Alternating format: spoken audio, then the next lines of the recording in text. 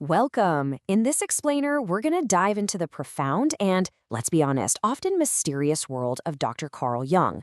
We're going to focus on one of his biggest ideas, this essential journey that we all have to take into the depths of our own minds. So what on earth does he mean by that? Well, Jung just loved this powerful symbol of going down into deep, dark water to talk about exploring our inner selves. And this wasn't just some poetic flair for him. He saw this as a real, living psychological experience. All right, so this whole journey, it really begins by just acknowledging that there's this huge part of our mind that's working completely under the surface of our day-to-day lives. And this is where things get really interesting. You know, his mentor Freud saw the unconscious as this kind of dark basement for all our repressed stuff. But Jung, he saw it totally differently. For him, it was this dynamic, creative world, bubbling with symbols, the very source of who we are. It's no wonder it pops up as water in dreams and myths all over the world. Jung tells this perfect story from his own work. He had this patient, a theologian, a man of deep faith, who kept having the same dream. He's standing on a hill, looking down at a dark lake, and he's just terrified to go near it. And that's it, right? That's the feeling. It's that natural fear of what we might find if we really look inside ourselves. Okay, so you decide to take the plunge. What do you find down there? Is it just empty? Nope. According to Jung, as you go deeper, you start to meet these powerful, universal characters that live in this inner world. He had a name for them, of course, archetypes. The best way to think about them is like the psychic DNA of all of humanity. They're these ancient patterns that are just built into us. They're the instincts of our minds, shaping how we see everything before we even have a chance to think about it. And the crazy thing is, you already know these guys. We see them everywhere, in movies, in books, in our myths. The wise old mentor, the rebellious trickster, the nurturing mother figure. Once you start seeing them, you see them everywhere.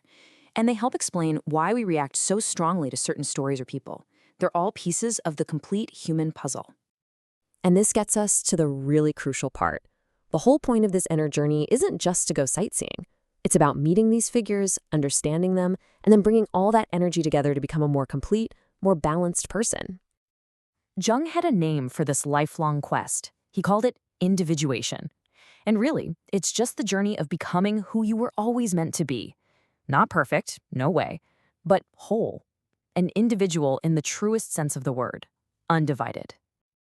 Now, you have to remember when Jung was rating all this. He lived through the absolute horror of World War I and was watching the rise of the ideologies that led to World War II. So for him, this wasn't just some academic theory. It was a life-or-death warning. He saw modern society getting obsessed with pure logic, cutting itself off from instinct, and he thought this created a dangerous imbalance that led to mass psychosis and catastrophe. Okay, this all sounds pretty abstract, right? I mean, how on earth do you track a journey like this? Well, here's the amazing part. Jung discovered that our own minds, they actually draw us a map. He started noticing this incredible thing with his patients. As they were doing all this deep inner work, they would just start to draw. And more often than not, they'd start drawing these intricate, circular images. He called these drawings mandalas. And look at this one here. At the beginning of the journey, this is often what the map looks like. It's a mess, right? It's all chaos and conflict. You can just feel the tension, the storminess, the psyche being torn apart.